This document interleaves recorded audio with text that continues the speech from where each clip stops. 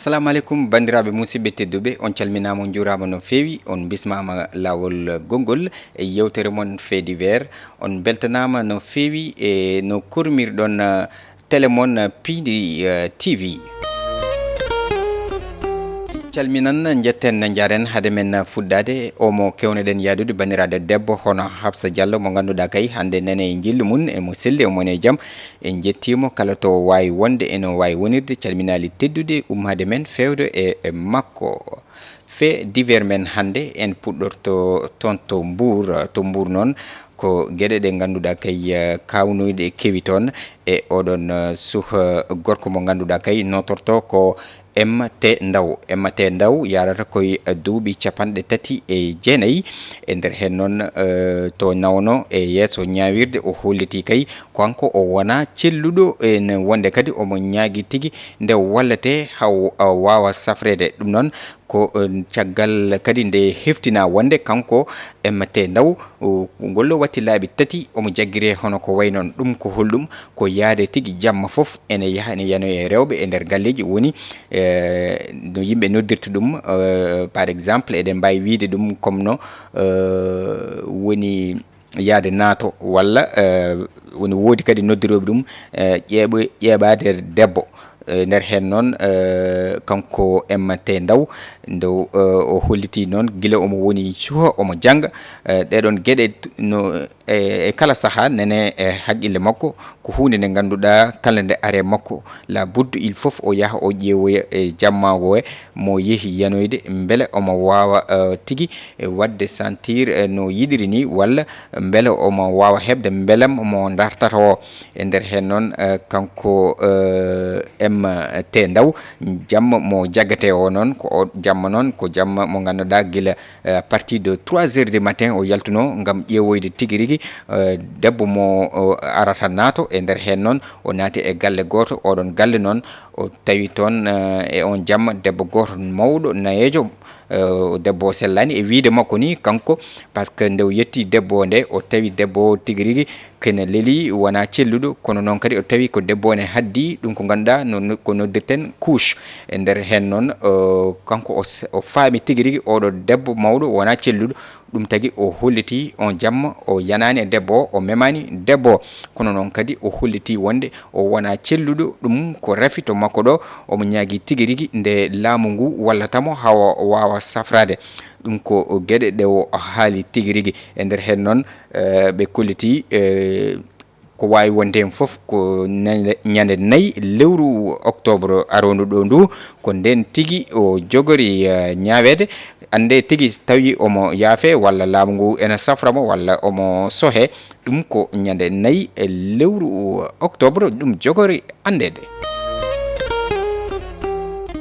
fait divers men goɗɗo mo ganduɗa kay ko toon to Rufisque jaten Rufisque noon gueɗe goɗɗe ne kewi toon e oɗon mo ganduɗa ko bilejo cafranno tigui suuhu debbo mo ganduɗa yaretno koye duuɓi walla yarete koye duuɓi 24 oɗon suuhu debbo moɓe cewiri inde mum DB noon ko jaaro e duuɓi 24 no mbirumi ni jafoɗon ko duuɓi 24 o yarete e nder hen noon kanko bilejo ko Isal ɓe cowiri inde nde kanko Isal noon woni koto Rufisque no mbirɗen ni o natodiri oɗon suuhu debbo gam wadde ɗum consultation ngaji o holliti ɗum wonde omo wawi safrude ɗum e nder hen noon o andini suuhu debbo o wondi koye gorko ladde oɗon gorko ladde noon haɗatamo e kala saaha wadde réussir e projet ji makko walla kadi ni e hebde gorko e nder hen noon o andini omo wawi safrude e oɗon suuhu debbo DB e nder hen DB jaɓiri hono noon kono o andini kadi DB wonde ko o safrirtamo koye daawe ɗiɗi e daawal guidigal ngal noon o hokkatamo ko lekki o yara nde o hokki suuhu debbo noon lekki yari nden noon oɗon suuhu debbo fuɗɗi yiilede perdi contrôle kanko Isal cafrowo nde o andi tigui debbo perdi contrôle yiilama ko nden o fuɗɗi wiide omo yaɓana ɗum ko ganduɗa woni daawal ɗiɗiɓal ngal noon yowtino ko nanude lekki ki e terɗe debbo e nder hen noon o kanko Isal wona ɗum woni ko waɗi finalement o nanni kankone ko terɗe makko e terɗe debbo ɗum firti ko yettima debbo caggal ɗum noon nde debbo yeehi ha serti e oɗon alhaali fuɗɗi artirde haqqille mum seeɗa nden yeehi directement toon to commissariat mo Rufisque ngam portude plainte Isal nde wonno kanko debbo o andini o jaggi ko Isal ko waɗimo violé e nder hen noon Isal waɗa arrêté ɗum koye d' après so walla mbiyen so en tunnima e jayde libération kanko Isal ɓe mbaɗimo arrêté e placé en garde à vue woni ɓe moftimo e nder hen noon kanko Isal o yeddani tigui rigui o memi debbo o momi debbo o momi ɓandu mum kala kono noon hay saaha goto o waɗani violé debbo o. Fait divers men dewɗe hen ko ɗo e lamorgo ngo Dakar to legal Médina tonne ko gueɗe kulɓiniɗe kewi toon e galle goto omo ganduɗa ko Besek jarowo e duuɓi 60 ko babiraɗo joom galle tigui rigui ene wonde kadi omo ganduɗa ko Yummun M Diagne jarowo e duuɓi 68 haɓe gurdi kadi e baɗiragal mabɓe manandirno kanko Besek o wurde baɗi ko a Mbow e nder hen noon toon to Médina so en tunnima jayde Las e nder hen jayde nde andini en kanko de mo ganduɗa kay ko baɗiraɗo caggal ndew yi tigui rigui oɗon Besek kawiraɗo à chaque fois ene heewi addude laaɓi wiye ene ƴukka yummiraɗo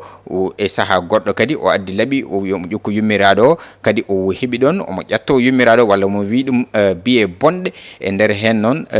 kanko badiraɗo o ronki wadde ɗum supporté o haaɓi o ari o wi omo waɗa calmé kawiraɗo o wi kawiraɗo yo artir haqqille mum anda tigui rigui yewtita ɗon walla haaldata koye jinnaɗo mum debbo kawiraɗo nene ko ɗon laawi yeehi kadi addoye laaɓi manadino wi kamɓe ɗiɗi foof ene waɗaɓe caggal ɗum noon kanko badiraɗo o yeehi to commissariat mo police toon to Médina ngam portude plainte kawiraɗo nde ɓe portimo plainte noon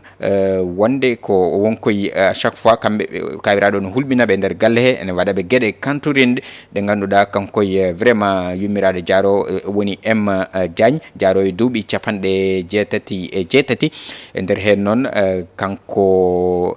Besek waji ɓe garinimo o waɗa arrêté kankone o mofta nde o mofta nde noon o waɗi reconnaître o jaaɓi gueɗe kalaɗe e makko ɗe ko waɗanno e nder galle he koko foof o jaaɓi o yeddani kono o ñaagui tan ko gueɗel gotel nde o hoybinante ñawore nde. Fait divers men oɗo ko ha joni koye nder Dakar mais koto centre ville e oɗon immeuble mo ganduɗa kay ko immeuble mo gandaɗo tigui rigui immeuble biteɗo Ndiouga Kébé immeuble Ndiouga Kébé noon ene jeeya immeuble uji ɓurɗi mawnude ɗo e nder lamorgo ngo Dakar to centre ville ɗon locataire goto kay mo nototoɗo Gassane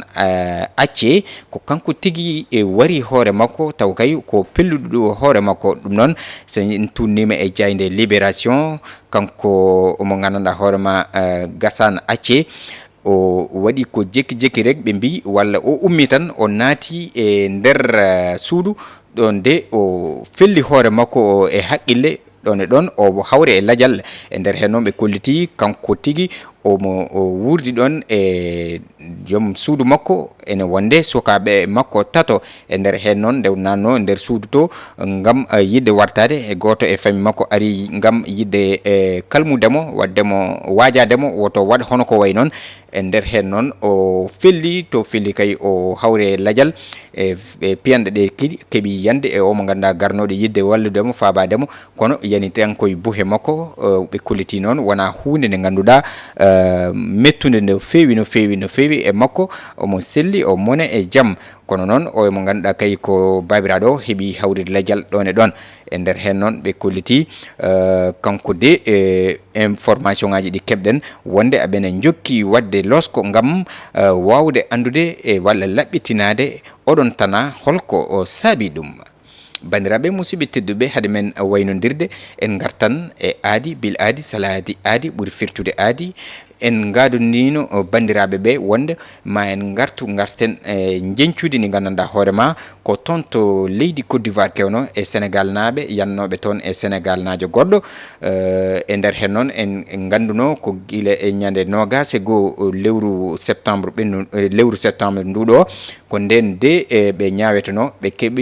keeɓi ñawede e ballal kay mo jokkodirneɗo tono ono Mamadou Abou Mbeñuga o holliti en wonde ɓe ñawama kamɓe de goto e mabɓe foof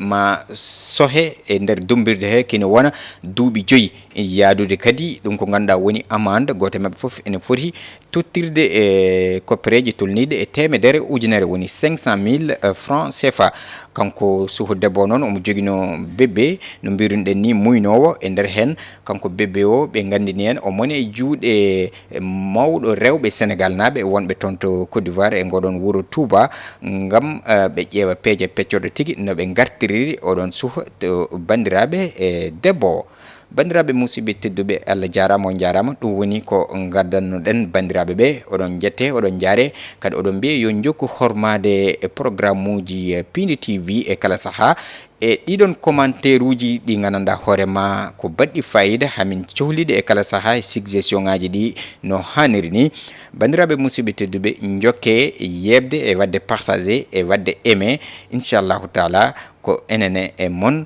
e jetti en jaari omo ganduɗa woni caméraman men hono Ibrahima Thiombane bawɗo golle mum no hanniri ni to karlagal towgal to ko omo ganduɗa woni Ali Fall bandiraɓe musidɓe tedduɓe on jarama ha ñana wonde so hawre welede Allah